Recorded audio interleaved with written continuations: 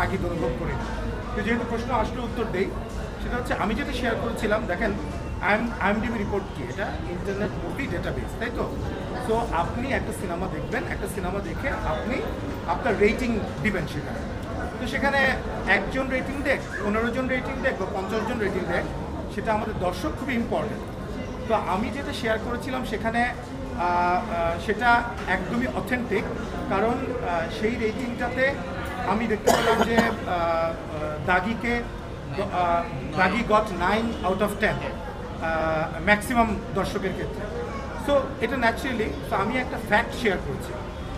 তো আমি সোশ্যাল মিডিয়াতে হঠাৎ করে দেখতে পেলাম যে 2 ঘন্টা পরেই বলা হচ্ছে যে, সেটা কারা আমি জানি না, কিন্তু বলা হচ্ছে যে 2 ঘন্টায় আমি দেখতে পেলাম যে, আর আমি বাংলাদেশে ক্লিক করে দেখলাম দাগি এই যে 9 যারা দিয়েছে রেটিং, এরকম অনেক দেখলাম যে রেটিং 1 অনেকগুলো। তো আমরা এত খারাপ ছবি বানিয়েছি যে রেটিং 1 করে গেল। এবং মজার ব্যাপার হচ্ছে যারা এটা করেছে আমি তাদেরকে আরেকটু ম্যাচিওরড অ্যাটিটিউড করার জন্য বলবো। এবং দেখেন তারাও আমাদেরই আমাদের ফ্যান, আমাদের দর্শক। তো ওরাই বলছে যে 2 ঘন্টায় দেখেন আমাদের ক্ষমতা, আমরা IMDb রেটিং আপনাদের অ্যাভারেজ 5-এ নামিয়ে দিয়েছি। তাহলে আমার প্রশ্ন হচ্ছে, তাহলে কি 2 ঘন্টায় আপনি সিনেমাটা দেখে ফেলেছেন, দেখে তারপর আপনার ভালো লাগেনি, তারপর আপনি 1 রেটিং দিয়েছেন? ডেফিনেটলি 2 ঘন্টায় তো আপনি সিনেমাটা দেখে ফেলেননি। তো IMDb রেটিংটাকে আপনি সিনেমা দেখবেন, সিনেমা দেখে আপনি রেটিং দিবেন, সেই রেটিং তো IMDb-তে। এবং আমি শিওর যে এটা সারা পৃথিবীতে একটা অথেন্টিক অ্যান্ড অথরিটেটিভ একটা রেটিং। তো সেটা আমার মনে হয় যারা IMDb-র কর্তৃপক্ষ তারাও বুঝবে যে হুট করে আমরা যে গ্রাফটা দেখি সব দর্শকরা বলছে 9 out of 9 out of 8.5 out of 10, হঠাৎ করে একদিন 2 ঘন্টার মধ্যে 1 রেটিং 1। তো এটা নিয়ে আমি কথা বলতে চাই নাই। দেখেন আমার একটা কথা কি, আমাদেরকে একটু রেসপন্সিবল বিহেভ করতে হবে সবার। আমি যে ফ্যাক্টটা শেয়ার করেছি সেই ফ্যাক্টটা ফ্যাব্রিকেটেড কিনা, বানোয়াট কিনা, সেটা নিয়ে আপনি কথা বলতে পারেন।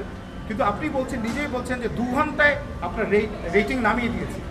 তার মানে আপনি স্বীকার করছেন যে আপনি সিনেমা না দেখে আপনি রেটিং নামানোর জন্য বাঞ্চ অফ পিপল কাজ করে এটা রেটিং নামিয়েছে। তো এটা তো কোনো ভালো কথা হতে পারে না, তাই না? আর শেয়ার করাটা একটু ক্ষতি হয়ে গেল।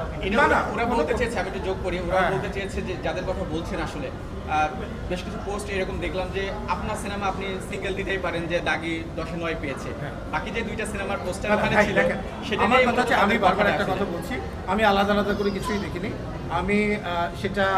আমি যখন এই ফ্যাক্টটা আমি দেখলাম, আমি একটা ফ্যাক্ট শেয়ার করেছি।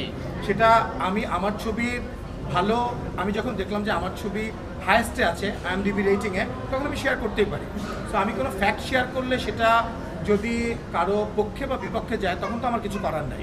দেখেন আমার পয়েন্টটা হচ্ছে, সেটা আফরান নিশো আপনাদেরকে আগেও বলেছি যে গত বছর আমি তুফান রিলিজ করেছি, কোরবানির ঈদে আমি রায়হান রাফির তাণ্ডব রিলিজ করতে যাচ্ছি ইনশাআল্লাহ, যেখানে শাকিব ভাই রয়েছেন। আফরান নিশোর সুরঙ্গ যখন রিলিজ করেছি, এখনও আমি দেখেছি। তো আপনারা দেখবেন যে গতকালকে আমার বরবাদের প্রযোজকের সঙ্গে দেখা হয়েছে। আমরা কিন্তু এটা একটা হেলদি কম্পিটিশন। সো হেলদি কম্পিটিশনটাকে কখনো কাদা ছুড়োছুড়ি পর্যায়ে নেওয়াটা, এটা আমাদের প্রযোজকদেরকে বিব্রত করে, আমাদের অভিনয় শিল্পীদেরকে বিব্রত করে, আমাদের পরিচালকদেরকে বিব্রত করে। সো আমার কথা হচ্ছে, সেটা আফরান নিশোর ফ্যান হোক, আমাদের ফ্যান হোক, তমা মির্জার ফ্যান হোক, শাকিব ভাইয়ের তো বিশাল ফ্যান গ্রুপ, তাদেরকেও আমি রেসপেক্ট রেখে বলছি যে এমন কিছু করা উচিত না যেটা আসলে তাদের নিজেদেরকে বিব্রত করতে পারে। তো সেই রেসপন্সিবল বিহেভিয়ারটা আমরা আশা করি। শাকিব ভাই, একটু জানতে চাই, যেহেতু বরবাদের প্রসঙ্গ আসলো, আজকে বরবাদের প্রডিউসার এবং পরিচালক গুলশান খান একটি সাধারণ ডায়েরি করেছেন, ডিবি অফিসে গিয়েছেন।